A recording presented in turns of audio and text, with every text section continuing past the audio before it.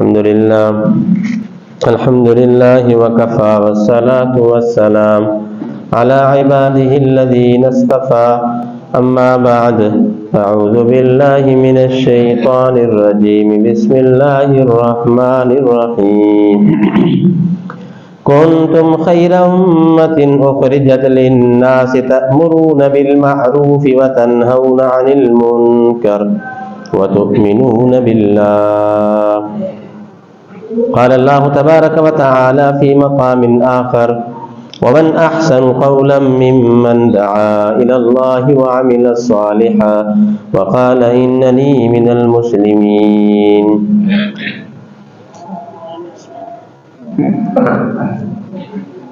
وقال النبي صلى الله عليه وسلم المسلم من سلم المسلمون من لسانه ويده. درود شریف. اللهم صل على سيدنا محمد وعلى آل سيدنا محمد وبارك وسلم. محترم مکرم سامعین حضرات برادران اسلام، اللہ پاک کے مقدس کلام میں سے ایک دو چند آیتیں تلاوت کی ہیں، ایک حدیث پاک پڑھی ہے ذخیرہ احادیث میں سے. میں نے جو آیت پڑھی پہلی، اس میں اللہ تبارک و تعالی نے یہ ارشاد فرمایا ہے کہ کنتم خیر امت اخرجت للناس، کہ تم بہترین امت ہو. اخرجت للناس، لوگوں کی بھلائیوں کے لیے، نفع رسانی کے لیے تمہیں نکالا گیا ہے. نکالنے کا مقصد یہ ہے کہ تمہارا انتخاب کیا گیا ہے. تمہیں جسے چھانٹ چھانٹ کر کسی چیز کو لیا جاتا ہے تو تمام امتوں میں سے اس امت کو چھانٹ کر کے لیا گیا ہے، اس کا انتخاب کیا گیا ہے کہ یہ امت نبیوں کے سردار، پیغمبروں کے سردار، انبیاء علیہم السلام کے سردار جناب رسول اللہ صلی اللہ علیہ وسلم کو یہ امت دینی ہے. اس امت کا انتخاب ہوا ہے. ایک دوسری جگہ پہ ارشاد فرمایا وَكَذَلِكَ جَعَلْنَاكُمْ أُمَّةً وَسَطًا لِتَكُونُوا شُهَدَاءَ عَلَى النَّاسِ وَيَكُونَ الرَّسُولُ عَلَيْكُمْ شَهِيدًا، کہ یہ امت معتدل امت ہے، متوسط امت ہے، نہ اس میں زیادہ مبالغہ آرائی ہے، نہ زیادہ اس کے سخت احکام ہیں، نہ بہت زیادہ نرمی جس طرح حضرت عیسیٰ علیہ السلام کے لیے تھی، نہ بہت زیادہ سختی جس طرح کہ حضرت موسیٰ علیہ السلام کے لیے، بلکہ درمیان میں درمیان جو احکام دیے گئے اس امت کو دیے گئے. تأمرون بالمعروف، یہ حکم دیا گیا کہ تم ایسی امت ہو کہ معروف کا، نیکی کا تم حکم کرتے ہو. وَتَنْهَوْنَ عَنِ الْمُنْكَرِ، اور برائی سے تم روکتے ہو. تو امر کا لفظ آیا ہے اور نہیں کا لفظ آیا ہے. امر کے معنی آرڈر ہے، حکم، کہ لوگوں کو حکم دو. ایک حدیث پاک میں آیا ہے جناب رسول اللہ صلی اللہ علیہ وسلم نے فرمایا کہ اگر تم کہیں برائی دیکھتے ہو تو اس کو روکو ہاتھ سے، اگر تمہیں طاقت ہے کہ بھائی یہ برائی کرنے نہیں دیں گے، بیٹا خاموش ہو، کہ تمہیں یہ برائی کرنے نہیں دیں گے، اس کو روکو. سب سے پہلے کہ ہاتھوں سے روکو، اگر اتنی طاقت نہیں تو پھر زبان سے روکو، اگر اتنی طاقت بھی نہیں ہے تو پھر دل میں اس کو برا سمجھو. وَذَلِكَ أَضْعَفُ الْإِيمَانِ، اور فرمایا کہ یہ بہت کمزور ایمان ہے کہ صرف دل میں اس برائی کو کرنے والے کو، برائی کو برا سمجھتے ہیں. تو فرمایا کہ تم بہترین امت ہو، تم نیکی کا حکم کرو لوگوں کو کہ یہ کام کرنا ہے، امر، اور برائی سے روکو. طاقت سے روکو کہ نہیں کرنے دیں گے. اور یہ جو دو چیزیں ہیں، امر بالمعروف اور نہی عن المنکر، یہ دونوں چیزیں تب ہی کامل طریقے سے اس پر عمل کیا جا سکتا ہے جب آپ کے پاس قوت ہو، جب آپ کے پاس طاقت ہو. اس وقت آپ حکم چلائیں گے، ڈنڈا چلائیں گے، احکام کو نافذ کریں گے. اور قوت ملتی ہے آج کل، جس طرح ہم جس ملک میں رہ رہے ہیں پاکستان میں، تو قوت کے ملنے کا آج کل جو ذریعہ ہے وہ سیاست کے طریقے سے ہو سکتا ہے، ووٹنگ کے ذریعے سے ہو سکتا ہے، جمہوریت کے طریقے سے ہو سکتا ہے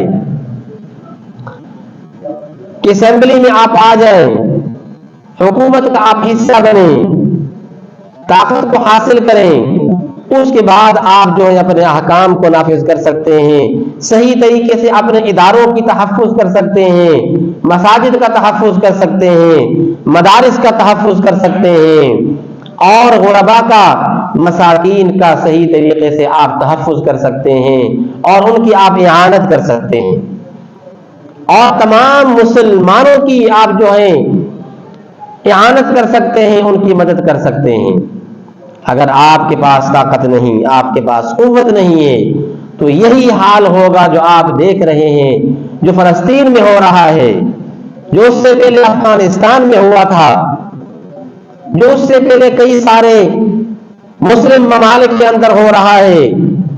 آج فلسطین میں آپ دیکھ رہے ہیں ہماری ماؤں بہنوں کو ان کی عزت کا تقدس پامال کیا جا رہا ہے، ان کے بچوں کو ذبح کیا جا رہا ہے، عورتوں کی عزت خراب ہو رہی ہے، زندہ ان کو دفن کیا جا رہا ہے، ہر قسم کی تکلیف اظہار آسانی ہو رہی ہے. تو یہ اس کا زندہ مثال ہے. مفتی اعظم، مفتی پاکستان، مفتی محمد تقی عثمانی دامت برکاتہم العالیہ، حفظہ اللہ، ادامہ اللہ، اللہ تبارک و تعالی اس کی حفاظت فرمائے. حال میں ہی ریسنٹلی جو ان کا بیان آیا ہے، ماشاءاللہ حق ادا کر دیا، انہوں نے زبردست بیان دیا اپنے بھائیوں کے لیے، مسلمانوں کے لیے، فلسطین کے لیے، اور پوری امت کو ایک پیغام دیا ہے، انسانیت کو، مسلمانوں کو، پاکستان کو، اور تمام ممالک کو، پوری دنیا کے لیے، خصوصی طور پر پاکستان کے حکام کے لیے، صاحب اقتدار جو لوگ ہیں ان کے لیے، ارباب حکومت کو پیغام دیا ہے، اور تمام ائمہ مساجد کو بھی حکم دیا ہے کہ مسلمان بھائیوں کو بتاؤ کہ یہ وہ وقت آ چکا ہے کہ مسلمان پر جہاد فرض ہو چکا ہے، کہ ہمارے بچوں کو ذبح کیا جا رہا ہے. مسلمان خاموش ہے، ارباب حکومت خاموش ہیں، صاحب قوت لوگ ہمارے خاموش ہیں.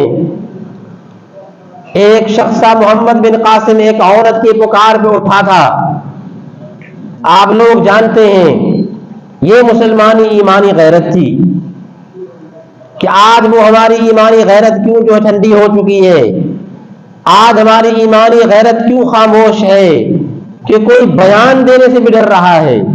مفتی صاحب نے فرمایا، آپ دیکھیں گے سوشل میڈیا پہ ان کا بیان جو ہے وائرل ہو چکا ہے.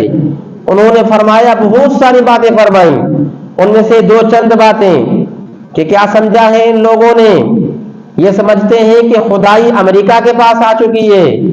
خدا کی قسم میں کہتا ہوں کہ خدائی امریکہ کے پاس نہیں ہے، سپر پاور امریکہ نہیں ہے جو اسرائیل کی پشت پناہی کر رہا ہے، اس کے پاس کوئی خدائی نہیں آ چکی ہے. سپر طاقت اور سپریم طاقت خدا کی ذات وحدہ لا شریک ہے. کہ مسلمان کو چاہیے کہ اس حدیث پہ عمل کرے جتنا جس سے ہو سکتا ہے. حضرت نے فرمایا، مفتی صاحب نے فرمایا کہ جس سے جو ہو سکتا ہے کم سے کم تو یہ ہے کہ ان کے لیے ہر نماز کے بعد صبح شام دعا کریں، اور جتنا ہو سکتا ہے انہوں نے فرمایا ہر فردن اور اسی طرح اپنی طاقت کے موافق جو ان سے ہو سکے ان کی مدد کریں، اور زبردست پیغام دیا پوری امت کے لیے کہ ہم بھرپور مذمت کرتے ہیں ان کی، اسرائیل کی، اور جو ان کی پشت پناہی کر رہے ہیں امریکہ کی۔ ہم امریکہ کو ہیچ بھی نہیں سمجھتے ہیں، کچھ بھی نہیں ہے اسلامی طاقت کے سامنے، ایمانی غیرت کے سامنے وہ ہیچ بھی نہیں ہے۔ تو میں نے کہا کہ یہی وجہ ہے کہ جب سے ہم نے جہاد کو چھوڑا، جب سے ہم نے اپنے اتفاق اور اتحاد کو چھوڑا، تب سے مسلمان پریشان ہے، تب سے مسلمان ذلیل اور رسوا ہے۔ آپ دیکھیں صحابہ کرام کی زندگی کو دیکھیں کہ ان کی ساری زندگی جہاد کے اندر گزر گئی، اپنے وطن چھوڑ دیے، اپنے مال، اپنے گھر جائیداد ان کو خیر آباد کر کے اللہ کے نبی کریم صلی اللہ علیہ وسلم کے حکم سے دنیا کے کونے کونے میں پہنچ گئے۔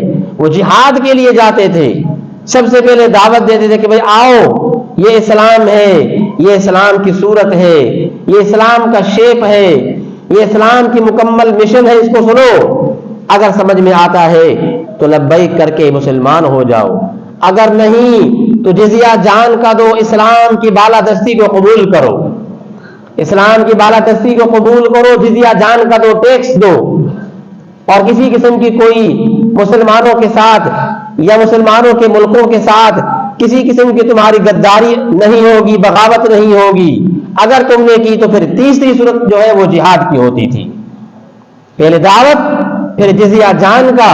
لوگوں نے جہاد کا غلط تصور کیا ہے، لیکن یہ تین طریقے کار ہوتے تھے۔ سب سے پہلے دعوت کفار کو دی جاتی تھی کہ آؤ یہ اسلام ہے، سمجھو، اگر نہیں سمجھتے ہو تو اپنے مذہب پہ تم رہو بھلے، لیکن جزیہ جان کا دو، ٹیکس دو، اسلام کی بالادستی کو قبول کرو، اگر یہ نہیں تو پھر تم سے جہاد کیا جائے گا۔ اور بچوں کو چھوڑ دیتے تھے مسلمان، عورتوں کو بھی، باقی اور بوڑھوں کو بھی، صرف جو جوان ان کے ہوتے تھے ان سے لڑتے تھے۔ تو جب سے مسلمانوں نے جو ہے اس چیز کو چھوڑ دیا ہے، تب سے ہم پریشان ہیں، تب سے ہم ذلیل ہیں۔ تو میں نے جو آیت پڑھی کہ اللہ تبارک و تعالی نے ارشاد فرمایا کنتم خیر امۃ اخرجت للناس تأمرون بالمعروف وتنہون عن المنکر، اس کا غلط مطلب لیا جاتا ہے۔ صرف اس کا مطلب یہ نہیں کہ آپ کسی کو جا کے درخواست کریں بھائی آ جاؤ نماز پہ، بھائی آ جاؤ بھائی دین کی طرف آ جاؤ، نہیں۔ آج کل کی جو تبلیغ ہے یہ فقط سبق ہے، نصیحت کو یاد کرانا اپنے مسلمان کو، جس طرح اپنے بچوں کو سمجھاتے ہیں، اپنے بھائیوں کو سمجھاتے ہیں، جس طرح اپنے دوستوں سے کہتے ہیں، اپنے گھر کے فرد کو کہتے ہیں آؤ نماز پہ چلو، یہ اسی طرح ہے کہ سبق یاد دلانا ہے کہ بھائی عمل یاد دلانا ہے کہ عمل کرو۔ دعوت اصل میں کفار کو ہوتی ہے۔ تو فرمایا کہ کنتم خیر امۃ اخرجت للناس تأمرون بالمعروف، کہ حکم کرو لوگوں کو کہ امر بالمعروف کرنا ہے، نیکی کا کام کرنا، حکم کرو، آرڈر دو، امر کا لفظ بولا ہے۔ اگر عربی میں اس کے علاوہ امر نہیں تو بہت سارے الفاظ ہیں، تو اللہ تبارک و تعالی ان الفاظ کو استعمال کرتے، ان کو نہیں فرمایا امر بالمعروف کرو، امر کی معنی آرڈر۔ آپ کسی کے ساتھ بھی پوچھو، کہیں بھی آپ دیکھو تفسیر کے کتب کے اندر جو ہے تو آپ کو یہی جواب ملے گا کہ امر بالمعروف کا حکم کرو اور برائی سے روکو طاقت کے ساتھ، یہ اس کا معنی ہوتا ہے۔ اور فرمایا من احسن قولا ممن دعا الی اللہ، اس سے زیادہ بہتر بات کس کی ہو سکتی ہے جو لوگوں کو توحید کا سبق یاد دلائے، رسالت کی بات کرے، قیامت کی بات کرے، دین کی بات کرے، اسلام کی بات کرے، نیکی کی بات کرے، اس سے زیادہ بہتر بات کس کی ہو سکتی ہے۔ توحید، رسالت، قیامت یہ دین کے بنیادی اصول ہیں، اور جہاد بھی اسی کا ایک حصہ ہے اور ایک مین حصہ ہے، ایک بیچ کا ستون ہے۔ اس کے بغیر اسلام کی جو بلڈنگ ہے، اسلام کی جو بلڈنگ ہے، اس کے بغیر وہ انتہائی کمزور بلڈنگ ہے جو ان قریب جو ہے ختم ہونے والی، گرنے والی ہے۔